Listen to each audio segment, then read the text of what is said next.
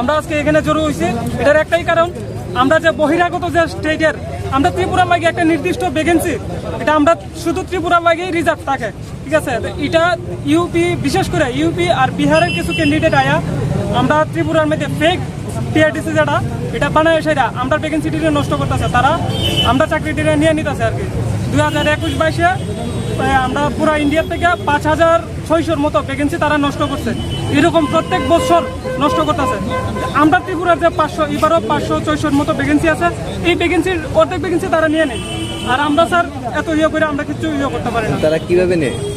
তারা sir fake PRTC বানায়, fake PRTC কিছু টাকার বিনিময়ে ফেক পিআরটিসি বানায় এই তারা আমরা ভ্যাকেন্সিটি নষ্ট করে। তার পিআরটিসি আছে মানে তারা ত্রিপুরা ক্যান্ডিডেট, পিআরটিসি আছে মানে তারা ত্রিপুরার ক্যান্ডিডেট, এটা কয়ে মানে তারা ত্রিপুরার কয়ে এই করে আর কি আবেদনটা করে, ওইটা সেটা আমরা পিআরটিসি ভ্যাকেন্সিটা নষ্ট করি। আপনাদের এখন দাবিটা কি? আমরা দাবিটা একটাই, আমরা ত্রিপুরার প্রশাসনের মানে কাছে আর কি আমরা একটা দৃষ্টি আকর্ষণ করতেছি, তারা যাতে মানে ত্রিপুরা সরকারের কাছ থেকে মানে করতে না পারে আর কি, পিআরটিসিটা যাতে না বানাইতে পারে ফেক পিআরটিসি আর কি। আমরা দাবি এটা হইছে বহিরাগতদের বন্ধ করতে হবে আওয়াজ, ঠিক আছে, বহিরাগতদের কোনোভাবে সিট আমরা বুক না করতে পারে,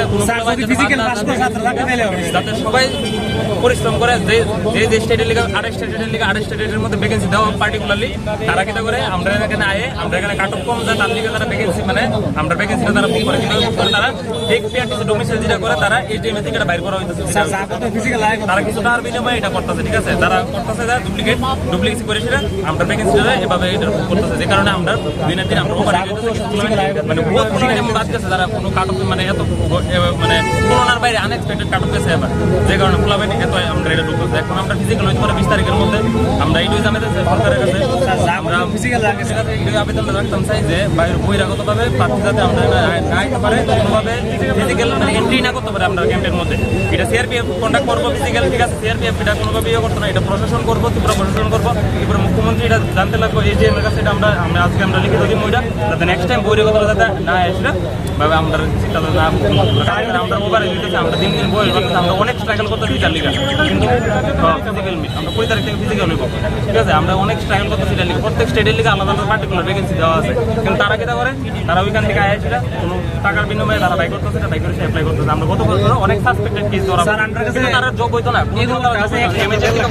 নোটিশ দেওয়া হয়েছে, তারা 5000 ক্যান্ডিডেট ধরা হয়েছে 2022-তে সাসপেক্টেড, তারা সত্যি বাদ হইব, কিন্তু ঠিক আছে, কিন্তু বাদ হইব, কিন্তু ওখানে যে ভ্যাকেন্সি নিতে আছে আমরা তো কিছু প্লান বাদ দিচ্ছি সবাই, প্রচুর প্লান বাদ দিতে, যেটা অর্ধেক ভ্যাকেন্সি তারা নষ্ট করে, ভ্যাকেন্সি তারা নিতে আছে, আমরা সরকার নিতে পারে না স্যার, এটা অ্যাকচুয়ালি নষ্ট করে দিই ভ্যাকেন্সি নষ্ট করে দেব, আমরা আবেদন সরকারের কাছে তারা পায় না, আমরা এটা বদ্ধ করা হোক, কোনোভাবে যাতে ফেক ডোমিসাইল যাতে বাইর করা না হোক, রিসেন্টলি যেটা বাই করা হয়েছে এটা ক্যান্সেল করা হোক, কোনোভাবে যাতে তারা এসে মানে আপিল না করতে পারে, জিনিসটা লিখে অ্যাপ্লাই না করতে, ফিজিক্যাল যাতে না দিতে পারে, আমরা এটা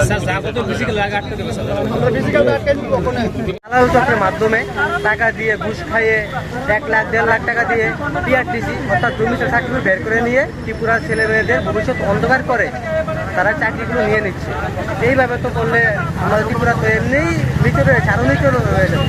তো আমরা মাননীয় মুখ্যমন্ত্রী এবং মাননীয় মন্ত্রী শ্রী সংসদের মহোদয়কে আমরা জানাই যে আমাদের এই দাবিটা দেখে এটার দিকে এসএসসি দিদি যে বহিরাগত ছাত্ররা এখানে এসেছে এটার দিকে নজরটা রাখো। আমরা চাই আপনাদের লাস্ট পরীক্ষা দিয়েছেন বহিরাগত কিরকম ছিল? বহিরাগত তো প্রচুর ছিল, মানে গতবার চাকরি পেয়েছে টোটাল 100 জন বহিরাগত। তাহলে তুমি ভাবো যে কতটুকু রয়েছে, নাহলে 3000 টাকা বলে একটা পিআরটিসি না, কিন্তু হাজার হাজার domicile certificate, fake domicile certificate বের করতে হচ্ছে তারা টাকার মাধ্যমে। 1 লাখ 1.5 লাখ তারা নিজের মুখে স্বীকার করেছে, 1-1.5 লাখ টাকার মাধ্যমে তারা পিআরটিসি বের করেছে। আপনারা যারা আইছেন তারা কারা? সবাই কি মানে এই হ্যাঁ, সবাই ক্যান্ডিডেট, এসএসসি ক্যান্ডিডেট সবাই। এবার পরীক্ষা দিয়েছে। প্রত্যেকটা বছর এরকমই চলছে, মানে বহিরাগত আসে এসে ত্রিপুরা ছেলে মেয়েদের চাকরি নিয়ে নিতে থেকে আসে তারা? যেমন ইউপি, বিহার এরকম।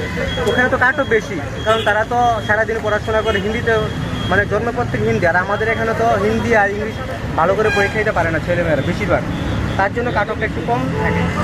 সেমভাবে ওরা প্রত্যেক বছর আসে আমাদের এখানে ছেলে মেয়েদের ভবিষ্যৎ কানা করে নিয়ে যায়। দেখুন